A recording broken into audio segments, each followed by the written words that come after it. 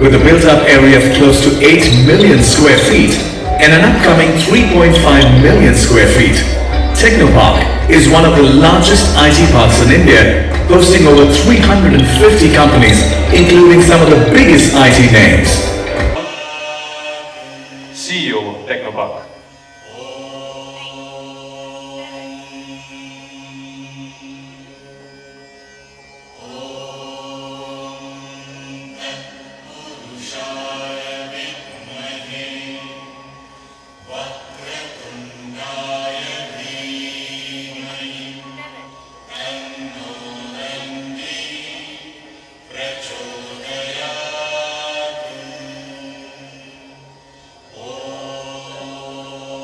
Of an important and very visible digital transformation. The country's business sector is awake to the vital importance of digital innovations as a driver of growth. The latest analyses indicate that India's domestic technology consumption is growing at a very healthy 14% year-on-year. At the same time, the country's government has started a Digital India economic growth program aimed at making India an attractive business location for the IT industry. These two together combined make India the most exciting IT and ICT destination. Already the world's leading mobile phone brands have started manufacturing products in certain Indian states, making products for the domestic market. The next step is local manufacture of core components such as semiconductors. The consumption of products through online channels are at its peak. Amazon, Flipkart, Snapdeal and others, e-commerce players, have just reported record sales in India. Is Hyderabad, which is second only to Bengaluru in terms of IT exports from India. We take a lot of pride in calling our state a startup state because we are the youngest state in Indian Union today. We're the 29th state in India and we operate with the mindset of a startup in terms of being able to capitalize on opportunities, in terms of being able to expand our IT presence. Our thinking is entrepreneurial and our effort is strategic. We definitely are focused on identifying the gaps and opportunities through which we can position our state and our capital city of Hyderabad as a premier IT destination. So therefore, I'd like to thank CeBIT for giving us this opportunity to present the opportunities that Telangana presents as part of the Digital India story today. The government of Telangana has started out with two ambitious initiatives. One is called the T-Hub. T-Hub is essentially a collaboration of academic institutions, of various business enterprises within Hyderabad to provide the largest incubator, to set up the largest incubator for the entire country, for startups in India. Intent is to make Hyderabad the startup capital of the country at least. We've started out with the right earnest. We've partnered with Indian School of Business, which will be providing business mentorship. We've also partnered with IIT Hyderabad and IIIT Hyderabad, which will be the technology mentor. And then we've also partnered with NALSER, which will be the IP and the legal mentor. And along with several venture capitalists and private equity players, on the 5th of November, which is about a few days from now, we will be inaugurating this facility in Hyderabad, which shall, we hope, provide aspirations, which shall provide wings to the aspirations of a lot of young Indians. We believe T-Hub will definitely be a platform where people can walk in with ideas and walk out with a product. We believe that this will definitely set the right kind of platform. And we also invite entrepreneurs from Bengaluru. We also invite entrepreneurs from all over the country to actually come take a look at what we have built in Hyderabad. We also started out with another initiative called TASK, the Telangana Academy for Skill and Knowledge. Because the frequent complaint that we keep hearing from the industry is that the graduates who are ready to graduate, the students who are about to graduate, are not industry ready in any sense of the word. So therefore what we've created is again a collaborative effort of industry and academia to ensure that the market requirements are in perfect alignment with what is being imparted in academic institutions. So the Telangana Academy for Skill and Knowledge provides the industry and the entrepreneurs the much needed human resources in the state of Telangana and in our own capital city of Hyderabad. While Canada's IT ecosystems are not as well known as Silicon Valley, we do have a strong and innovative IT sector. You may not be aware that Toronto, Montreal, and Vancouver were included in the Compass Top 20 ranking. I have to be honest with you, Bangalore came ahead of those three cities, but we're working on changing that. We're the only country besides the United States to have more than one city on the list. The Canadian IT sector consists of more than 36,000 firms involved in ICT manufacturing, software and computer services, communication services, and ICT wholesaling activities. The sector employs more than 500,000 workers and has sales of $160 billion, accounting for 4.4% of Canada's GDP. It is growing at a faster rate than the rest of the Canadian economy. The sector includes global leaders such as OpenText, CGI, Expo, Shopify, and BlackBerry. ICT sector R&D expenditures totaled $5 billion in 2013. The ICT sector continues to be the largest performer of R&D in Canada, accounting for 31.8% of all private sector R&D expenditures. In 2013, exports of Canadian manufactured ICT goods reached $10.2 billion. With our low population density, Canadians have been motivated to use their IT skills to develop great expertise in wireless telecommunication infrastructure and cloud computing. The Digital India program talks about transforming the society. What the minister from Telangana mentioned, the use of technology to enable change in society. And this change is not only for the select few, the middle class and above, but for even the last person in the line. That project itself is about a $6 billion project in terms of devices and cable that it would require. But if we were to add to it the last mile required to connect the panchayats to the households, and the devices which the users, the citizens will use to actually access this connectivity, the total number of, the total estimate of ICT requirement for this project alone would run into many more multifold times.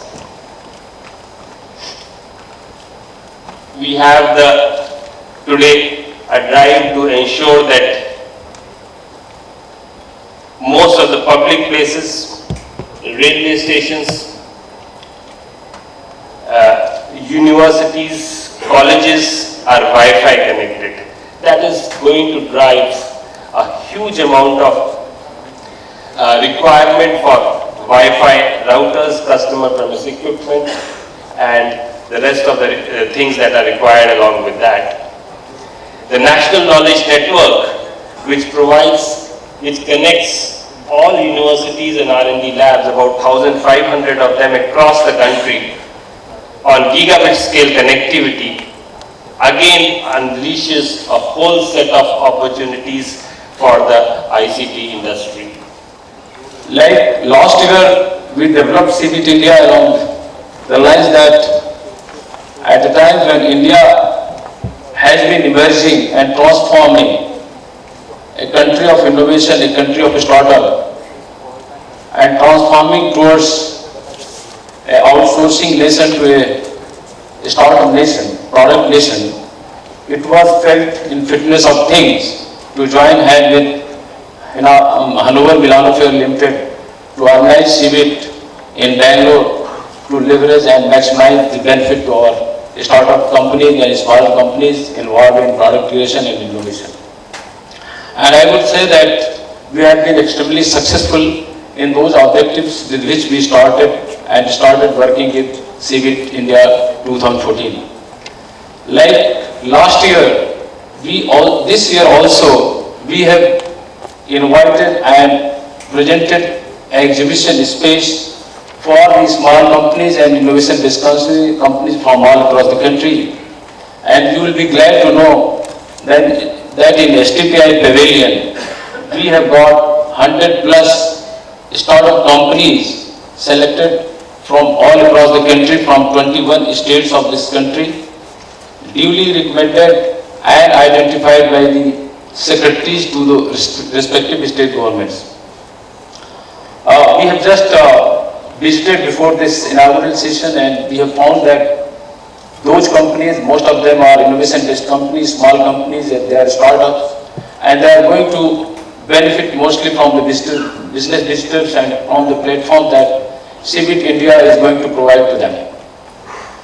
In Bangalore itself, for ESDM ecosystem, we have started a characterization lab which is being operated by a private partner that we have selected, and the BLSI chip designers, they can get their chips tested right in Bangalore.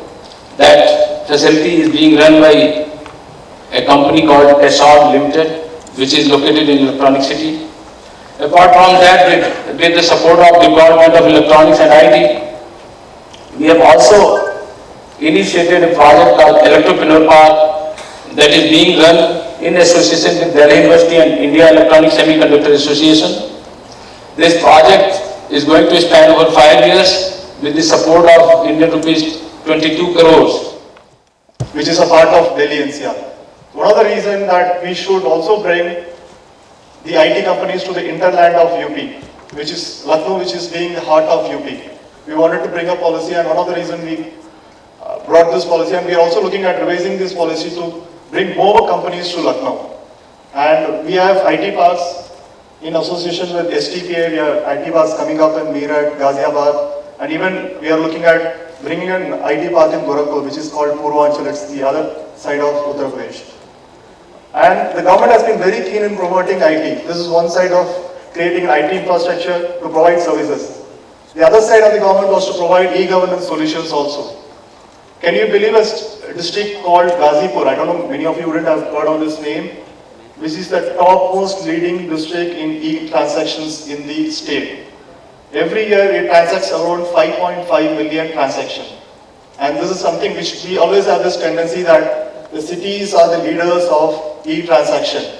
And believe me or not, the Purvanchal, which is supposed to be the most backward region of Uttar Pradesh, the other side of which is closer to Bihar, and that is where you have the largest number of e-transaction happening. And Uttar Pradesh has recorded around 38 crores e-transaction and alone in this 1 year. And we also have 5.62 crore transaction through the e-district program.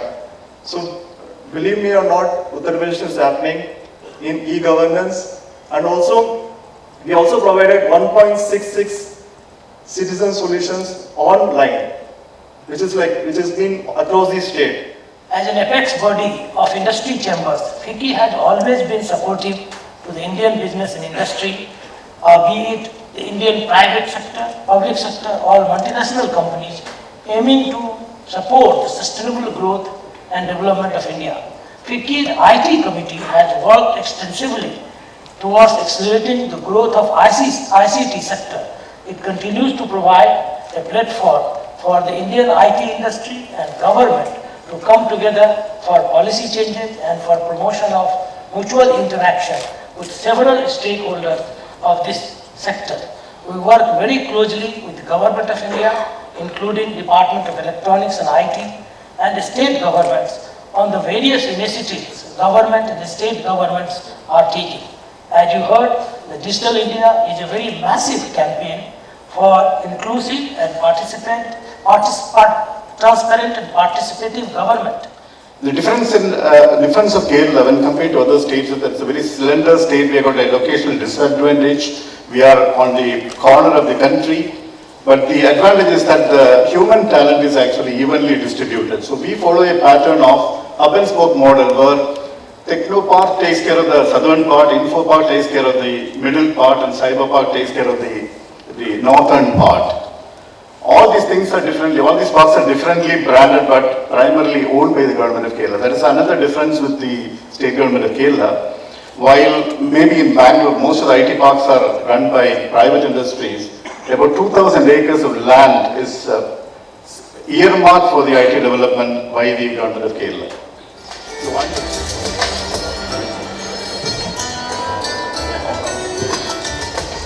Ladies and gentlemen, we conclude the first part of this inaugural session. For now, it's now in Bangalore for the second time in a row, and we're very happy to welcome hundreds of exhibitors from all around the world as well as from India. The key theme of CeBIT this year is Digital India. It's how our economy and society is becoming a digital society, and what can we as CeBIT do to further that cause. And what we're doing essentially is bringing innovations related to digitizing your lifestyle as well as a business in one compact area, and running conferences alongside that will teach you how to digitize further, and that will accelerate really the speed and the strength of the Digital India movement. At the inauguration today, we had something like 7 states talk about their e-governance initiatives, and global governments also talked about the same. Our message to everybody out there is that come to CeBIT, take a step towards digitization, and welcome to the new Digital India.